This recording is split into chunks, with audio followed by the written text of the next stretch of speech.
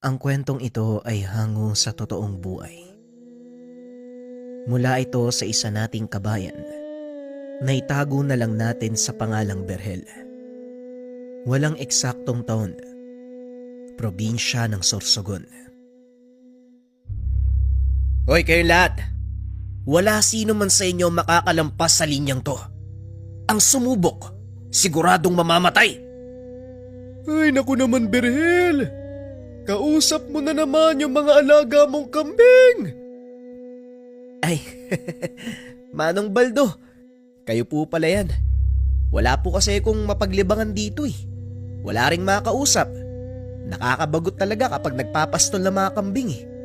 Wala na kasing damo sa paligid ng pastulan namin eh. Ganyan talaga ang epekto ng tagtuyot. Ilang buwan na din nating nararanasan to. Sana lang hindi na magtagal ano? Oo nga ho eh.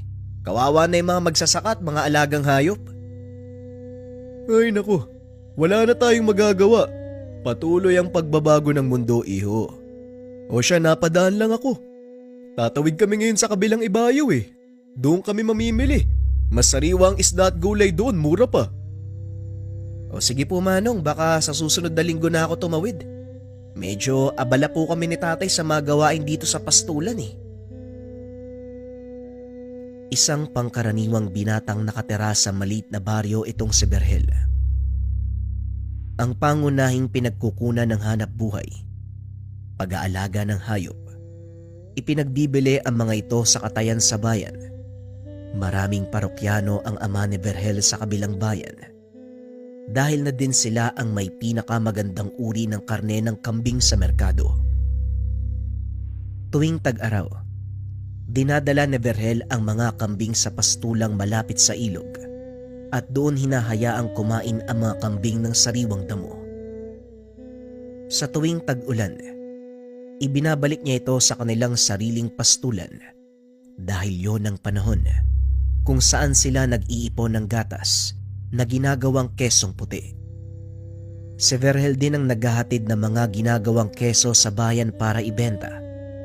Simpleng buhay lang ang meron ng pamilya ni Berhel.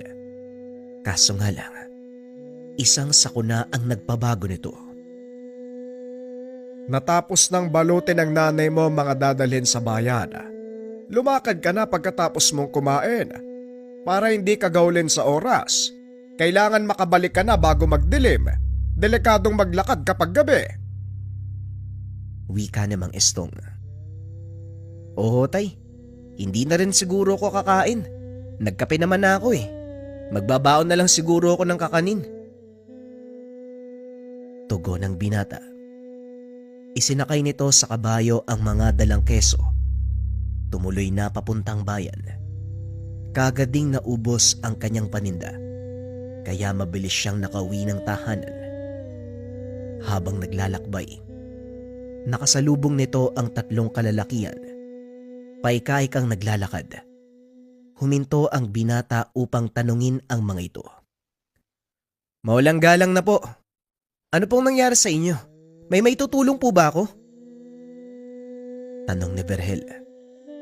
Nagkatinginan ang tatlong lalaki. Tinanggihan ang alok na tulong ng binata. Salamat na lang. Kaya na namin to. Tugon ng isa sa mga lalaki. Pero Ismael, maluba ang tama ni Garam. Hindi tayo aabot sa kabilang nayon sa kasalukuyan niyang kondisyon. Kaibigan ng pangalan ko ay Hernan. Ito naman si Ismael. At ang kasama naming sugatan ay si Garam. Maaari ba kaming makahingi kahit tubig lang? Wika ng isa sa mga lalaki na nagpakilalang Hernan. Mukhang malalim yung sugat ng kasama niyo ah. Ang mabuti pa, isakay niyo sa likod ng kabayo ko yan. Nang sa ganun, madala ko kayo sa tahanan. Tugon ni Berhel. Hoy, hindi mo ba narinig yung sinabi ko? Kaya na namin to. Halika na Hernan. Hindi natin kailangan ng tulong na makagaya nila. Wika ng lalaki na nagngangalang Ismael. Kung ano man ang ginawa sa'yo ng ibang tao, huwag mo akong itulad sa kanila. Hindi ito ang panahon para pairalin ng ganyang uri ng pag-iisip. Isakay niyo ang kasama niyo sa kabayo Kailangan magamot ang mga sugat niya bago pa mauli ang lahat. Wika ni Berhel. Walang nagawa ang tatlong kalalakian kundi ang sumama sa binata. Alam nilang maaaring ikamatay ng kasama ang sugat nito. Hindi mo kami kilala, pero bakit mo kami tinutulungan? Tanong ni Garam. Hindi naman kailangang kilala mong tao para tumulong ka. Malapit na tayo. Sandali na lang magagamot na yung sugat mo. Tugon ni Berhel. Napangiti naman si Ismael sa sinabi nito. Kahit nasabihin ko pang mamamatay tao kami, tutulong ka pa rin ba? Hanggat wala naman kayong ginagawang masama sa akin at nakikita akong kailangan mo ng tulong, hindi pa rin ako magdadalawang isip na tumulong. Oh, andito na tayo. Tugon ni Berhel. Inihinto nito ang kabayo. Marahang ibinaba ang sugatang lalaki. Berhel, mabuti naman at maaga kang nakauwi. Oh, sino yung mga kasama mo? Mamaya na po ako magpapaliwanag, tay. Kailangan magamot yung sugat ng lalaking yan, no? Marami ng dugo yung nawala sa kanya. Alam ko may kaalaman kayo sa modernong medisina. Maaari niyo po ba siyang tulungan? Wika ni Berhel. Kung hindi niyo na itatanong, nag-aral ng pagkadoktor si Mang Estong. Ngunit nahinto ito dahil sa ikalawang digmaan. Hindi ako mangangako na kaya ko siyang iligtas. Pero gagawin ko ang lahat. Bilisan niyo. Dalhin niyo siya sa loob ng tahanan. Berhel, ikuha mo ko ng sariwang buko at mainit na tubig. Magdala ka din ng ilang piraso ng buhok mula sa buntot ng kabayo. Ibabad mo sa mainit na tubig para malinis. At huwag mong kakalimutan ang lambanog na itinabi ko sa imbakan. Wika namang Estong. Dali-dali namang kinuha ng binata ang mga nasabing gamit ng ama. Nilinis ng matanda ang sugat. Nagulat ito dahil tumagos sa katawan ng lalaki ang kung anong sandatang ginamit ng nakalaban. Si batang tumama sa katawan ng kasama namin. Hindi ko alam kung tinamaan yung atay niya at bituka. Wika ni Ismael. Ganun ba? Maraming salamat sa impormasyon. Berhel, isang bagay pa. Kakailanganin ko ang alakdan. Maaari mo ba akong ihuli? Anong gagawin mo sa alakdan? Gagawin kong pangontra sa impeksyon ng kamandag.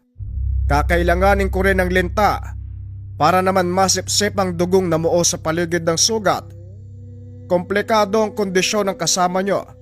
Kung wala tayong sapat na kaalaman, hindi ko siya maililigtas. Kung di nyo pala kayang iligtas yung kasama namin, bakit nyo pa kami pinatuloy dito? Wika ni Ismael. Buhay pa ang kasama nyo at alam kong malaki ang pag-asa niya makaligtas. Kaya ako'y tinutuloy ang paggagamot dahil gusto ko siyang bigyan ng ikalawang pagkakataong mabuhay. Alam kong yan din ang gusto mong mangyari. Kaya hanggat maaari, itiko mo yung bibig mo at manood. Pagdating ni Berhel, sinimulan na namang Estong ang operasyon. Tumagal ito ng mahigit 4 na oras. Nakahinga ng maluwag ang matanda dahil wala nang naging komplikasyon sa kanyang ginawa. Ligtas na ang kasama nyo. Kailangan niya lang magpahinga para makabawi ng lakas. Kayong dalawa, sumama kayo sa akin. Naganda na ako na makakain. Wika ni Berhel. Habang kumakain, nakikita ng binata na balisa ang mga ito, kaya hindi maiwasang magtanong. Maaari ko bang malaman kung anong nangyari? Bakit nagtamo ng malubang sugat yung kasama nyo? Pasensya na, pero hindi namin maaaring sabihin ang nangyari. Nagpapasalamat kami sa pagliligtas nyo sa kasama namin, pero pagpaumanin nyo kung hindi namin maaaring sabihin ang dahilan. Wika ni Ismael. Kung yan ang pasya mo, inirerespeto ko. Sige na, kumain na kayo. Magpahinga na din. Wala kayong dapat alalahanin. Ligtas kayo sa lugar na to. Wika ni Berhel. Matapos kumain, sinamahan niya ang mga ito sa maliit na kubo na naroon sa likod ng bahay. Salamat kaibigan. Hindi namin alam kung paanong makakabawi. Wika ni Herman. Hindi naman kailangan eh. Kusang loob namin ginawa ang bagay na yun nang hindi nag-aantay ng kapalit. Sige na, kailangan nyo magpahinga. Iiwan ko na kayo ha. Kinabukasan, nagkamalay ang kasama nilang sugatan. Laking pasasalamat ni Herman dahil nakaligtas ito. Napag-alaman ng mag-ama na si Garam ang pinuno ng kanilang pangkat. Napalaban ang mga ito sa isang pangkat ng mga kalalakian. Sa kasamaang palad, mas malakas ang puwersa ng mga ito sa kanila. Hindi namin inasahan ang pagsalakay ng mga taong yun. Kaya wala rin kaming nagawang paghahanda. Nasawi ang marami sa amin, kasama ang ilan sa aming mga kaanak. Saang lugar ba kayo nang galing at paano kayo nakarating dito? Tinaak lang namin ang daan patawid ng ilog at narating namin ang baryong ito. Hindi ko na alam ang nangyari dahil nawalan ako ng malay. Muling wika ni Garam. Ganun ba? O siya, magpahinga ka muna dahil kailangan mong makabawi ng lakas. Mahusay ang paggamit mo sa sabaw ng buko bilang pamalit sa nawalang sustansya sa katawan ko. Sabihin mo sa akin, nag-aral ka ba ng modernong medisina? Oo, kaso hindi ko nagawang tapusin dahil kailangan ko maglingkod bilang mediko sa militar. Hindi na ako magtataka kung bakit napakagaling mo. Salamat sa tulong kaibigan. Pasensya ka na sa istorbo. Ayan mo, ilang araw lang kaming mananatili dito. Sa oras na maghilom ang sugat ko, alis na kami sa lugar. Manatili kayo hanggat kailangan. Ligtas kayo sa lugar na ito. Lumipas ang ilang araw. Tuluyang gumaling ang mga pinsala ni Garam. Nagpa siya ang pangkat na magpaalam kina Mang Estong upang tumuloy sa kanilang paglalakbay. Mang Estong, gumaling na po ang mga sugat ko. Maraming salamat sa inyo. Masyado nang malaki ang abala namin sa inyo. Kaya nagpa siya ako na tumuloy na sa paglalakbay. Nakapagtataka.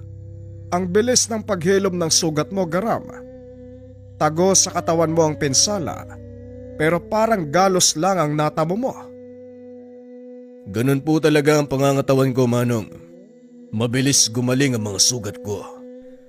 Kahit na, Garam, batay sa aking pag-aaral, ang mga sugat na kagaya ng nangyari sa iyo, kadalasan 1 buwan o higit pa bago tuluyang maghilom. Pero sa pagkakatanda ko, halos 2 linggo pa lang simula nang gamutin kita. May pamamaga wala ko nakita. Maaari ko bang suriin ang sugat mo sa huling beses para masigurado kong magaling ka na talaga? Kayo po ang bahala, Manong. Sinuri ni Mang Estong ang sugat ni Garam. Namangha ito ng gusto. Tanging peklat ang naiwan. Teka, paanong nangyari ang himala na ito? Wika ni Mang Estong. Sa pagkakataong iyon si Ismael ang sumagot. Yan ang sekretong sinasabi ko sa inyo. At dahil tinulungan nyo kami, damay na rin kayo sa anumang gulong kinakasangkutan namin. Wala nang dahilan para itago natin ito sa kanila. Garam, bilang pinuno ng grupo, bakit hindi ikaw magsabi?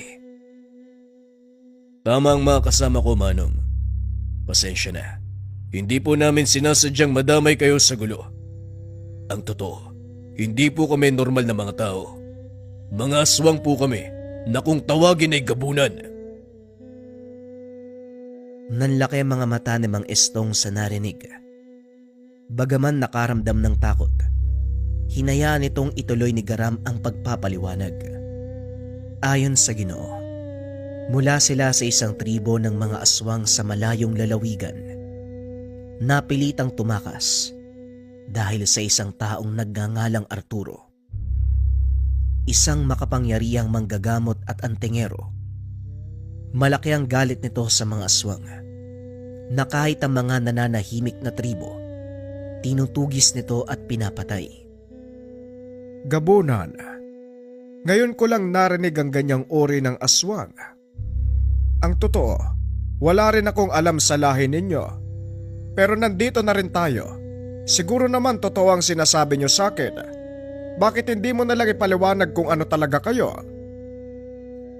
Kaming mga gabunan, isa sa pinakamataas na uri ng aswang.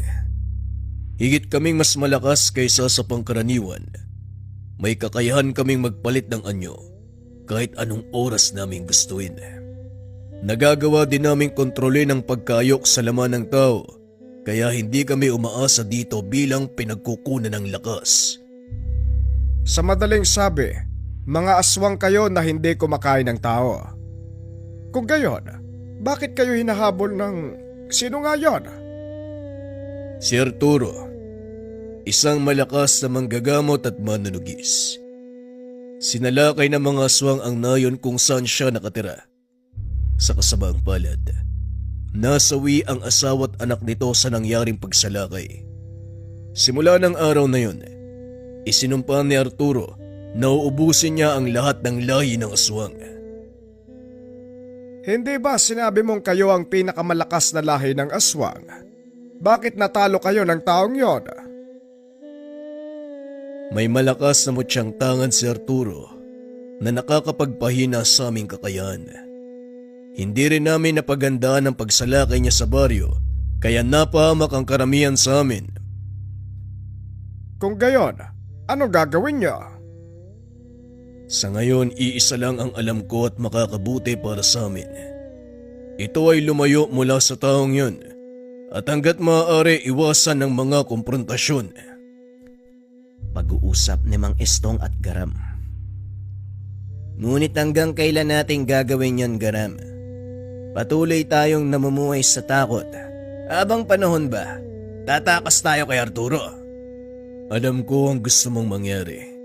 Pero tignan mo, Ismael, tayong tatlo na lang ang natitira sa lahi natin. Kapag ginarap natin si Arturo, tuluyan tayong mauubos. Ayoko ring habang buhay tayong tumatakbo, Garam. Malaking kahihiyan para sa ating angkan ng ganito. Kung dangal at kahihiyan ang iisipin mo, wala tayong mararating, Ismael. Tandaan mo, sa atin nakasalalay ang muling pagbangon ng ating angkan. Lalo na sa inyong mga huling henerasyon. Gusto ko ding ibangon ang dangal natin, kaya nagdesisyon akong tumakas. Masakit sa akin ang pangyayaring ito, Garam. Napahama ka na, at kung hindi dahil sa mga taong to, malamang wala ka na. Ayoko nang maulit ang bagay na ito. Ayokong ako ang maglalamay sa buntod mo. Nauunawaan ko, Ismael. Kaya sundin niyo ang plano natin. Magpapalakas tayo at hahanap ng paraan para talunin si Arturo. Pag-uusap ni Ismael at Garam. Kung mapanganib ang maglakbay, bakit pa kayo aalis? Manatili kayo sa tahanan ko. Walang sino man ang makakalam ng sekreto. Pag-isipan niyong maigi ang sinasabi ko bago kayo magpadalos-dalos ng pasya. At habang nag-iisip kayo, maghahanda lang ako ng tanghalian, ha? Mahirap paganahin ang utak nang walang laman ng tiyan. Wika namang Estong. Napangiti na lang si Garam. Kinausap ang mga kasama. May punto ang matanda. Sa palagay ko, magiging ligtas tayo sa lugar na ito. Oo, magiging ligtas tayo. Pero ang pamilya naman ni Mang Estong ang malalagay sa alanganin. Alam ko, Ismael. Kaya aasahan ko ang kahusayan mo sa paggawa ng mga patibong. Herman, ikaw naman ang magtatatag ng depensa sa paligid ng tahanan. Kung hindi lang kita ginagalang bilang pinuno, Matagal na akong kumilos mag-isa. Alam kong hindi mo gagawin ang bagay na yan. Malaki ang tiwala ko sa iyo at sa katapatan mo. Sige na, kilos na. Protektahan natin ang pamilyang to. Pag-uusap ng dalawa. Nagtaka si Berhel nang makitang abala ang dalawang panauhin. Nagakot na makawayan si Hernan habang si Ismael nagukay sa labas ng bakod. Otay, anong ginagawa ng mga yan? Wika ni Berhel. Hindi ko rin alam anak eh. Kinausap ko lang sila kanina. Kinumbinseng manatili muna ng ilang araw. Ay tapos ganyan ang ginawa nila. Inutusan mo bang gawin yung bakod natin? Napakaraming kawayang nakatumpok sa labas oh. Tapos nagukay pa sila paikot sa bakod. Bakit hindi mo kausapin si Garam? Siya ang nakakalam ko nung ginagawa ng dalawang yan. Nilapitan ni Berhel si Garam. Garam, maulang galang na para saan yung ginagawa nyo? Depensa, Berhel. Para hindi kayo lapitan ng mga masasamang loob. Lalo pat napakarami ng mga alaga niyong hayop. Teka, sandali lang. Inutusan ka ba ni tatay? Hindi. Kusa namin itong ginawa bilang pasasalamat. Hindi ka ba napagod sa pagpapastol ng mga alaga niyo? Bakit hindi ka muna magpahinga? Hindi pa nga ako nagbibigay ng asin sa mga alaga ko eh. Sige ha, maiwan muna kita. Tatapusin ko lang yung trabaho ko. Hayaan mong tulungan kita. Kaya na nila Ismael ang mga gawain dito. Ikaw ang bahala. Pakidala na lang yung timbang yun, oh. Wika ni Berhel. Sabay nguso sa balding nasa gilid. Habang naglalagay ng asin sa kainan ng mga kambing, nararamdaman ni Garam na naiilang sa kanya si Berhel. Kaya gumawa ito ng paraan para mawala ang pagkailang ng binata. Siya nga pala, Berhel. Hindi pa ako nagpapasalamat sa pagtulong mo sa amin. Maraming salamat. Kung hindi dahil sa ginawa mo, malamang wala na ako. Wala yun. Gaya ng sinabi ko kay Ismael, ginawa ko lang ang nararapat. Hindi mo naman kami kakilala. Bakit tumutulong ka pa rin? Kasi yun yung tamang gawin eh. At isa pa, pinalaki ako ni tatay sa ganung paniniwala. Kung may nangangailangan, huwag kang magdadalawang isip na tumulong, lalong-lalo na kung kaya mong tumulong. Mabuting tao ang iyong ama. At alam kong marami pa kayong matutulungan na gaya namin. Sa muli, maraming salamat. Walang anuman. Halika na, magpahinga na tayo. Magagabi na eh. Sige, mauna ka nang pumasok. Pupuntahan ko lang sina Ismael. Pag-uusap ng dalawa.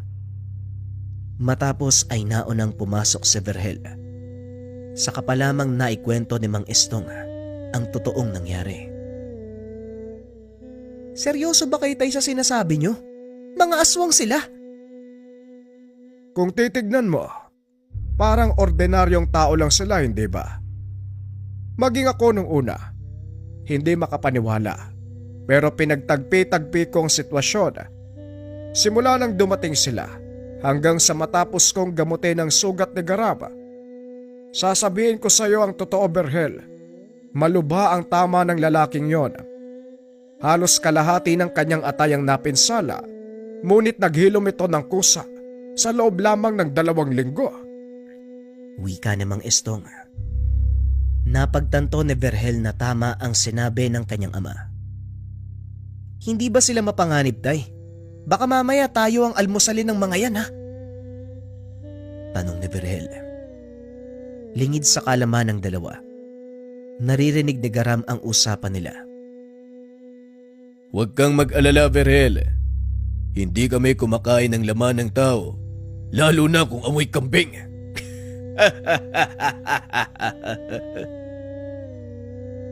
Wika ni Garam. Inamoy ni Berhel ang sarili. Napagtanto na tama ang sinabi ng Ginoo. Namangha ang binata dahil napakalayo nila mula sa tatlo. Mahina pa ang pag-uusap, ngunit narinig pa rin ni Garam ang usapan. Pambihira! Narinig mo pa yun? Ay nako, makaligo na nga lang. Mabuti pa nga. Maya-maya lang maghahapunan na tayo. O kayo dyan, tama na muna ang trabaho. Magsipaglinis ng katawan, maghahapunan na tayo. Wika namang Estong. Masayang kumain ang mag-anak kasama ang 3 gabunan nang biglang mapatayo si Ismael. Anak nang, naamoy niyo ba yon? Oo, pangkaraniwang aswang lang yan. Nainganyo siguro sa presensya natin.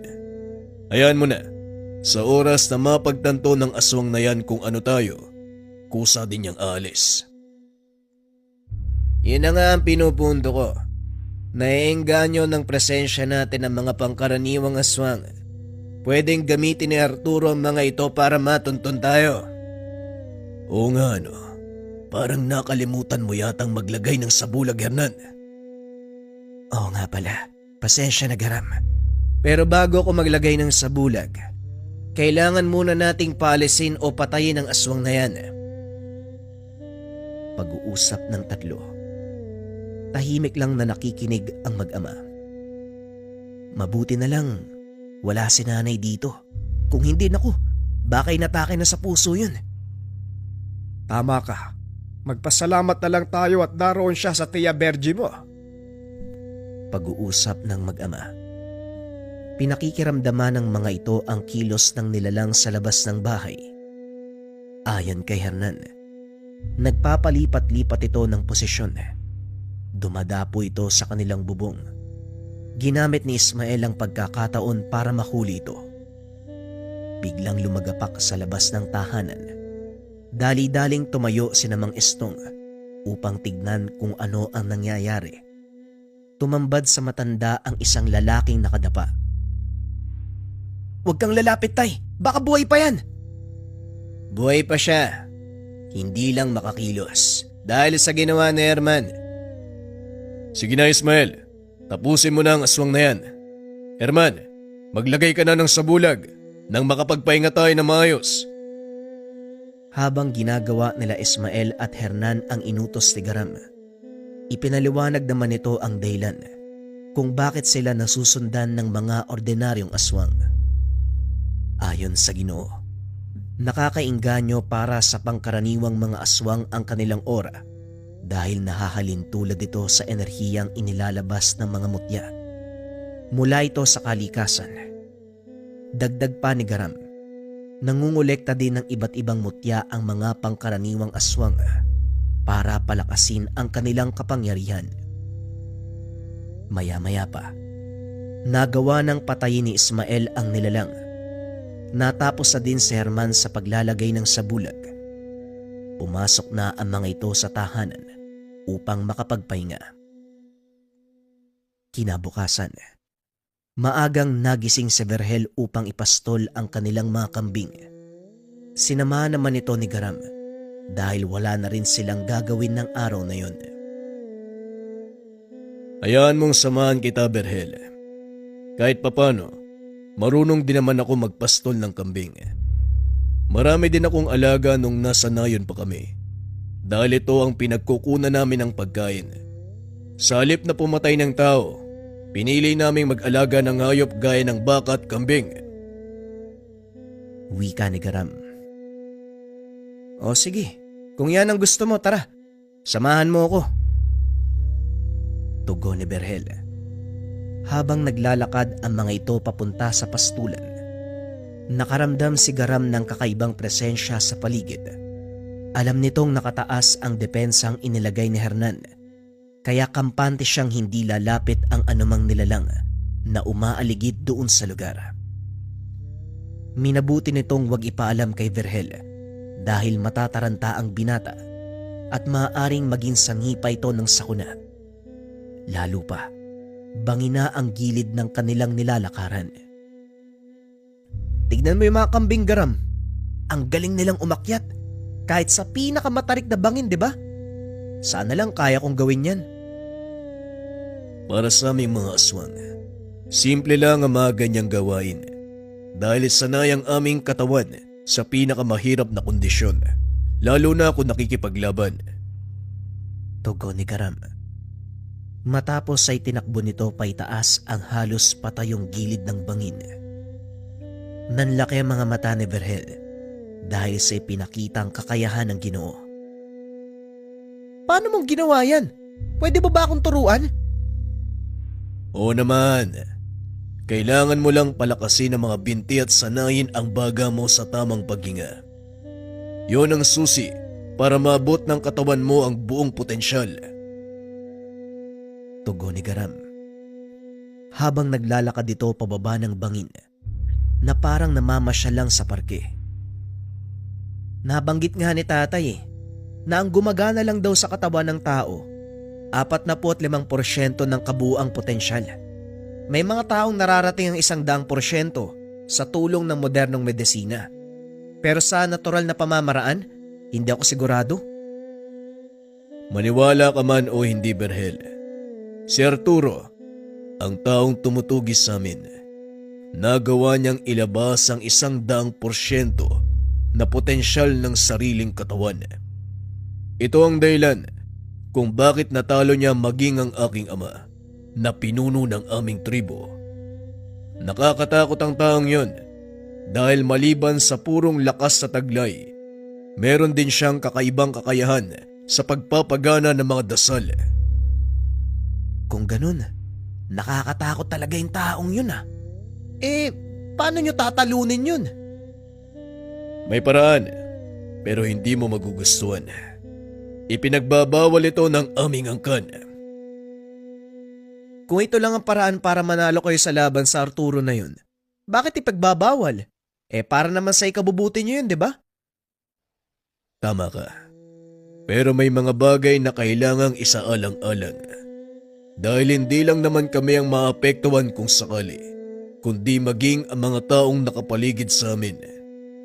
Berel, nakikita mo ba ang mga markang ito sa balat ko? Oo, mga letrang hindi ko maintindihan. Ano bang ibig sabihin ng mga yan? Ang mga ito ay palatandaan na ako ay mula sa hanay ng mga pinuno. Maliban doon, isa din itong uri ng inkantasyon na nagsisilbing tanikala upang ikulong ang nakakatakot naming anyo at lakas. Sa oras na kalasin ko ito, wala nang makakapigil sa akin. At ang mas nakakatakot, maaari akong mawala sa wisyo at hindi makontrol ang sarili. Marami ang madadamay. Oo, tama ka. Maaaring marami ang madamay. Pero kung yun lang ang paraan, bakit hindi mo gawin? Paminsan kailangan ding isakripisyo ang iilan para sa ikabubuti ng nakararami. Halika na nga, ilipat na natin yung mga kambing sa mas makapal na damo. Kumain na rin tayo ng tanghalian. Pag-uusap ng dalawa. Napagtanto ni Garam na tama ang sinabi ni Vergel. Hindi nito inaasahang maririnig sa isang pangkaraniwang tao ang ganong katalinong pananalita. Matapos maipastol ang mga kambing, nagpasya silang umuwi dahil palubog na ang araw at sa hindi inaasahang pagkakataon bumuhos ang napakalakas na ulan. Kailangan nating isilong yung mga kambing, kung hindi magkakasakit sila . Sa gawing yun may malaking yungib kung saan ko isinisilong mga kambing sa tuwing aabutan ako ng ulan. Ang ulan na ito, mukhang gagabihin tayo sa pag-uwi. Ano sa tingin mo? Mananatili ba tayo dito o tutuloy? Ikaw magpasya. Bilang punong gabay ng iyong kawan, kailangan mong bumuo ng desisyon at panindigan ito. Ngunit bago mo ito sabihin sa karamihan, kailangan mong timbangin ang sitwasyon. Ang dami mong sinasabi. Halika na nga, sumilong na tayo. Kung abutin man tayo ng alanganing oras sa lugar na to, kinabukasan ng umaga ako umuwi . Binabalik ko yung mga kambing sa pastulan. Ano pa yung mga sinasabi mo dyan? Wika ni Vergel. Habang nagpapahinga ang mga ito, napansin ng binata, kulang ng 2 ang mga alaga. Dito ka lang, Garam . Hanapin ko lang yung mga nawawalang kambing. Akmang lalakad sana si Vergel nang biglang hawakan ni Garam ang kamay niya. Huwag kang lalabas ng yungib. May mga nakabang sa atin. Teka, mga aswang ba? Oo, Vergel. Mga aswang nga sila. Paano tayo nasundan dito? Hindi nila tayo nasundan. Tayo ang pumasok sa teritoryo nila. Punong-puno ng marka ang paligid ng yungib na ito. Hindi lang nakikita ng pangkaraniwang mga mata. Dahil mga aswang lang ang may kakayahan na makakita. Matagal na panahon ko nang ginagamit ang kuweba para pagsilungan ng mga kambing ah. Ni minsan hindi sila nagparamdam, hindi sila sumalakay. Yun ay dahil hindi mo sila nararamdaman. Hindi kagaya ko. Malakas ang pakiramdam pagdating sa mga kagaya kong aswang. Dumito ka. Ako ang magbabantay sa bungad. Siguradong gutom ang mga ito, kaya sila lulusob. Pag-uusap ng dalawa. Tumayo si Garam sa labas ng yungib. Hindi alintana ang malakas na buhos ng ulan. Matyaga nitong binantayan ang pagkilos sa paligid. Maya-maya pa, naglabasan ang mga nilalang mula sa itaas ng puno. Isa-isang sumugod ang mga ito. Sinalubong ni Garam ang mga aswang. Walang pagdadalawang isip na pinatay. Sa isip nito, hindi niya na maaaring buhayin pa ang mga kalaban dahil maaaring ito ang maging dahilan para matunton sila. Patuloy na nakikipaglaban si Garam. Nakikita ni Vergel kung paanong pinapatay ang napakaraming kalaban. Maya-maya pumasok si Garam. Punong-puno ng dugo ang katawan. Oh, ayos ka lang ba? Nasugatan ka ba? Hindi ako kayang sugatan ng mga pangkaraniwang aswang. Kaya huwag kang mag-alala. Dahil ang mga dugong ito mula sa kanila. Nakahinga ng maluwag si Vergel. Inakala nitong nasugatan ang kasama. Kinabukasan pagdating sa tahanan, nagtaka si Mang Istong. Dala-dala ni Vergel ang kawan. Oh, anong nangyari? Bakit inuwi mo ang kawan? Hindi ba pag malakas ang ulan, iniiwan mo sila sa pastulan? Kasi tay, may nangyari kagabi. Sinalakay kami ng mga aswang. Mabuti na lang naroon si Garam. Kung hindi, malamang naubos talaga yung mga alaga natin. Mukhang hindi lang tayo ang aswang sa lugar na ito, Garam. Tignan mo, parami ng parami ang sumusugod. Sa susunod, si Arturo na ang sasalakay niyan. Wika ni Ismael. Darating tayo sa ganyang sitwasyon, sa ayaw at sa gusto nyo. Napag-isipan ko na din ang mabuti ang susunod na akbang. Napagpasyahan kong harapin si Arturo sa sandaling matuntun niya ang kinaroroonan natin. Huwag mo sabihin. O Ismael, yun na lang ang paraan. Alam kong maigpit ay pinagbabawal ni tatay ang paggamit ng kakayahan ko sa mundong ito. Pero ito na lang ang paraang naiisip ko. Paano kung hindi ka magtagumpay? Paano kung mas malakas pa rin siya kumpara sa'yo? Doon ko kakailanganin ang tulong niyo, Hernan. Hindi ko kakayanin mag-isa si Arturo. Kaya simula sa araw na ito, pahihintulutan ko kayong kalasin ng selyo. Nababaliw ka na. Pero gusto ko yung iniisip mo. Matagal na panahon ko na rin na hindi nauunat ang mga pakpak ko. Paano naman ang pamilya ni Mang Estong? Siguradong madadamay sila kung sakaling dito sumugod si Arturo. Huwag kang mag-alala. Kilala ko si Arturo. Hindi niya idadamay ang mga inosente. Hindi naman si Arturo ang inaalala ko. Ikaw, Garam. Sa oras na kalasin mo ang selyo, maaaring... Alam ko ang mangyayari, Hernan. Pero kailangan nating magtiwala.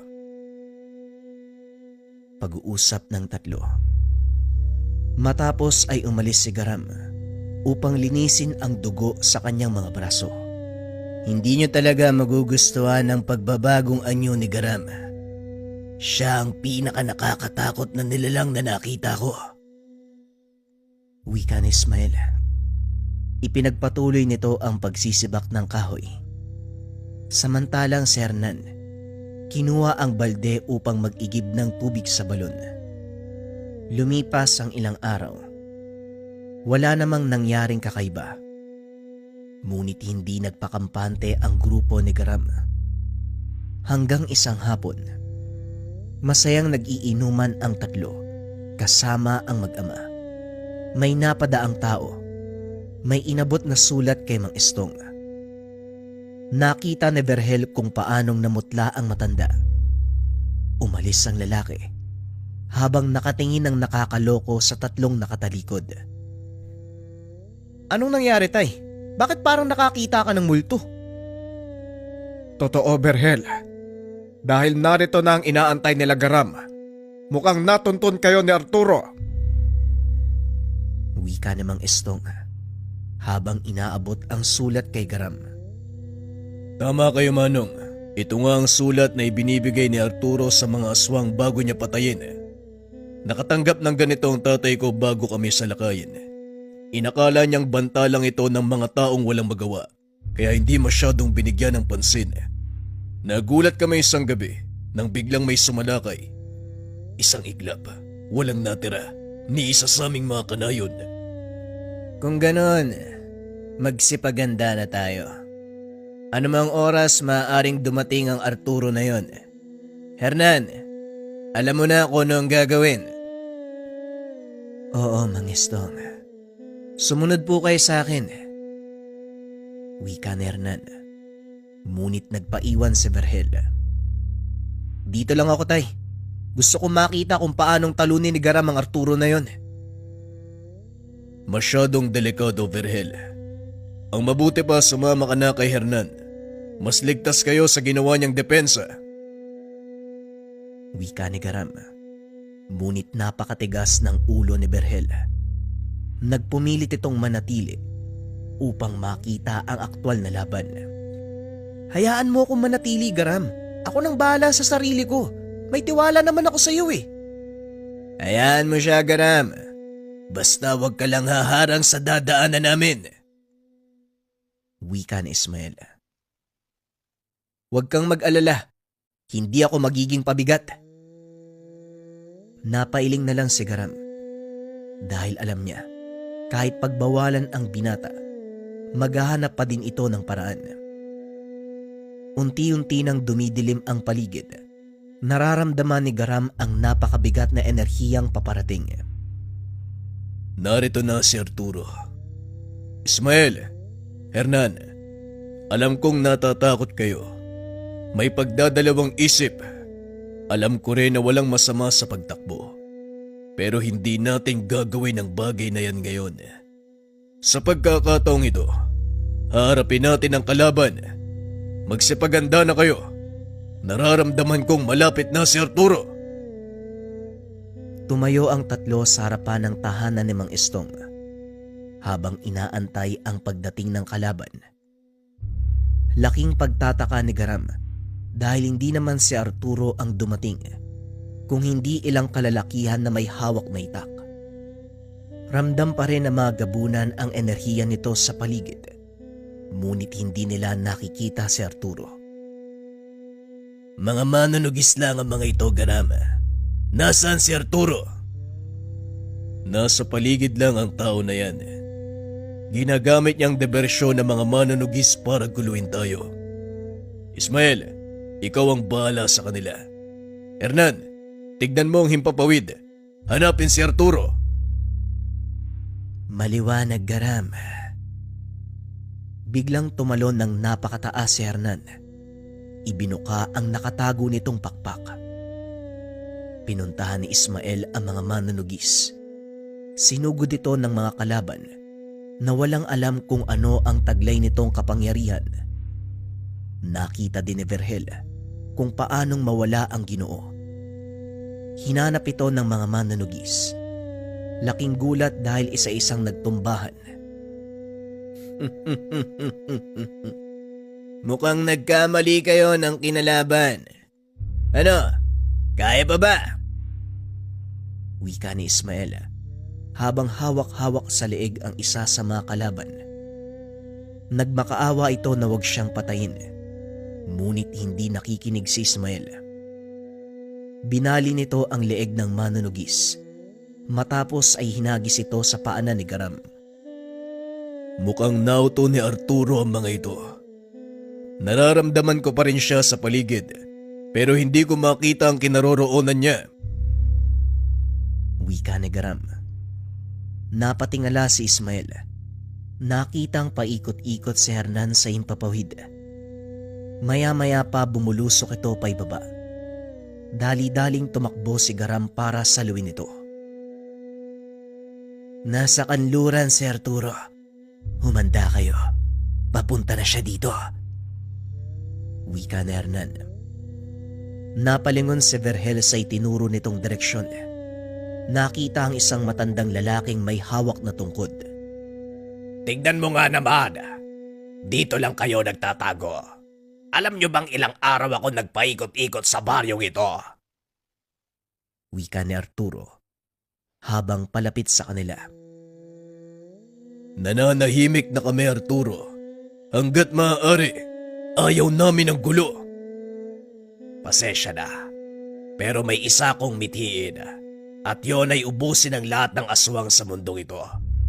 Masasayang lang ang ilang taong pagsasanay ko kung hindi yon mangyayari. Wika ni Arturo, sabay taas ng tungkod. Napaluhod ang tatlong gabunan dahil sa lakas ng enerhiyang inalabas ng matanda. Wala kaming kasalanan sa'yo, kaya pakiusap. Itigil mo na ang ginagawa mo. Hindi ako titigil hanggat may nakikita akong buhay sa mga kauri nyo. Kung ganun, hindi ka madadala sa pakiusap. Wala na akong magagawa. Matagal kong pinigilan ang mga kauri ko sa pakikipaglaban sa'yo dahil nauunawaan namin ang sakit ng mawalan ng pamilya. Ngunit pati ba naman ang mga walang kinalaman, dinadamay mo. Sa pagkakataong ito, hindi kami tatakbo. Kung gusto mo kaming tapusin, sige, sumugod ka! Wika ni Garam. Nagliwanag ang mga marka sa katawan. Isa-isang nabubura. Nilingon ni Herman si Vergel na noon ay nakakubli sa puno. Magtago ka, Vergel. Sa oras na maubos sa mga marka sa katawan ni Garam, magpapakawala siya ng malakas na enerhiya. Hindi ito kakayanin ng pangkaraniwang taong kagaya mo. Wika ni Hernan. Dumapa si Vergel. Sakto namang naubos ang lahat ng marka sa katawan ni Garam. Sumabay din ang dalawa pang gabunan. Hindi makangat ng ulo ang binata sa sobrang lakas ng bugso ng enerhiyang nagmumula sa tatlo. Nang humupa ang malakas na hangin, nakita ni Vergel ang tatlong naglalakihang nilalang. Kulay itim ang balat. Nagbabaga ang mga mata. Ang isa ay may malalaking pakpak. At ang isa, may nagbabagang letra sa katawan. Samantalang ang isa, kasing itim ng gabi, na tanging mata lang ang nakikitang nagliliwanag. Hindi natitinag sa kinakatayuan si Arturo. Nakangiti pa itong pinagmamasdan ang anyo ng tatlong kalaban.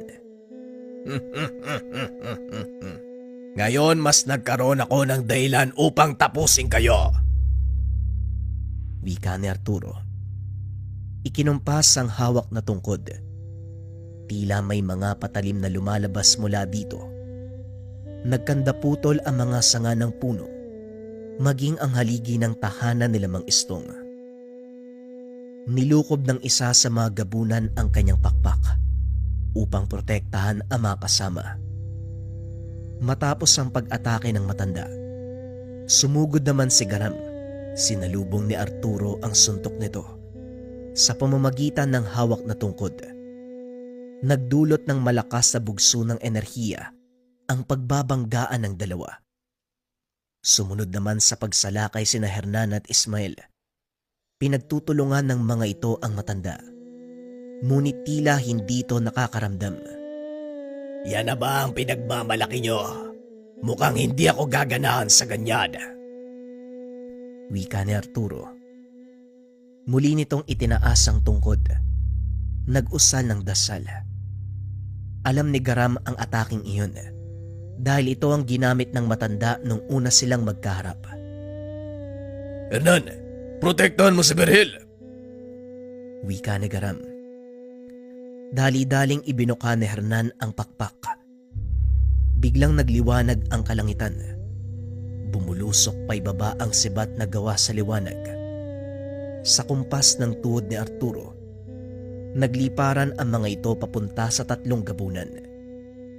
Kitang-kita ni Berhel kung paanong sinalo ni Garam ang sibat gamit ang sariling katawan. Tumawa ng malakas si Arturo sa pag-aakalang nagawa niyang talunin ang 3. Ngunit nang humupa ang alikabok, nakita nitong nakatayo pa rin si Garam. Malaki ang pagkakaiba ng anyong ito kaysa sa anyong tao. Hindi kami basta-basta tinatabla ng espiritual na atake. Kaya kung inaakala mong tapos na ang laban, nagkakamali ka dahil nagsisimula pa lang kami. Bagyang napatra si Arturo nang makita nitong magliwanag ang katawan ni Garam. Napatingala naman si Berhel kay Hernan na noon ay patuloy siyang dinedepensahan. Ito ang sinasabi ko sa iyo, Berhel. Panoorin mo kung paanong mawala sa sarili ang isang pinunong gabunan. Wika ni Herman. Muling nagbago ng anyo si Garam. Mas lumaki ang katawan nito. Tinubuan ng mga sungay sa likuran. Humaba ang buhok at mga kuko.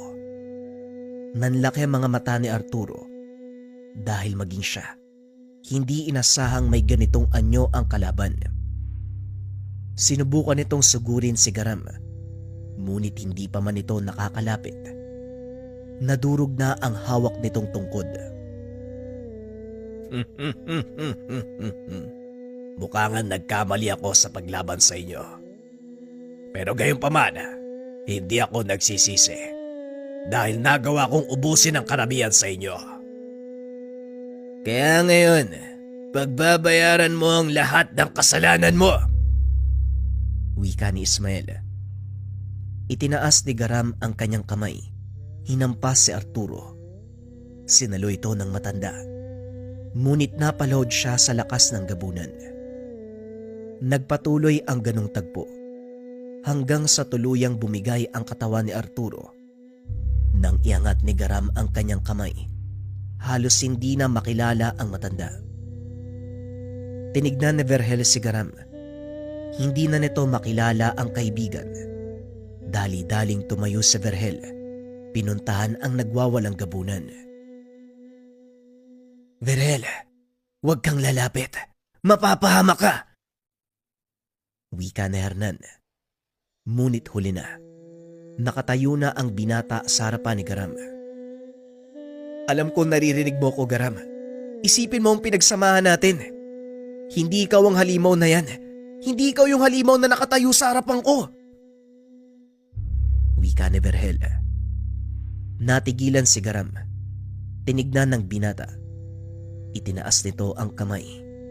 Akmang hahambalusin siya. Dali-daling tumakbo si Ismael para saluhin ang kamay ng kasama. Kaso nga lang, hindi nito kinaya ang lakas ni Garam. Tumalsik ito sa isang puno. Muling tumayo si Berhel at hinarap si Garam. Makinig ka, Garam. Wala na si Arturo. Tapos na yung laban, malaya na tayo. Nang marinig ni Garam ang salitang malaya, huminahon ito. Malaya? Malaya na kami?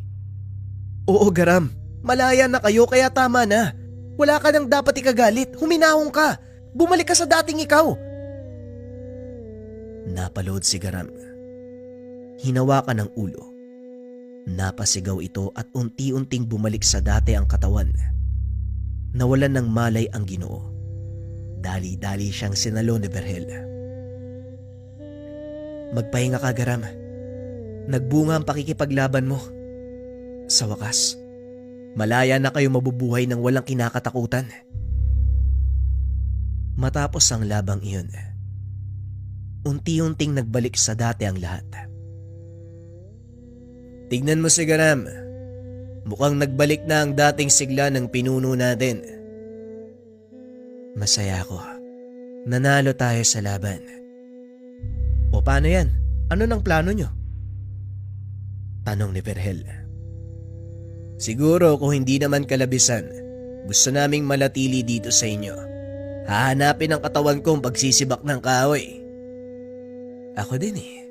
Hahanapin ang katawan kong pagigib ng tubig sa balon. Siguradong ganon din si Garam. Pag-uusap ng tatlo. Habang pinagmamasdan si Garam na pinapastol ang mga kambing. Nasa inyo ang pagpapasya. Bukas ang tahanan namin para sa inyo. Nanatili ang tatlong gabunan sa pangalaga ni Mang Istong. Naging katuwang ito ng mag-ama sa kanilang bukirin at sa mga alagang hayop. Namuhay ng payapa si Garam. Patuloy na itinago ang kanilang pagkatao bilang tatlong gabunan na lumaban sa isang malakas na antinghero.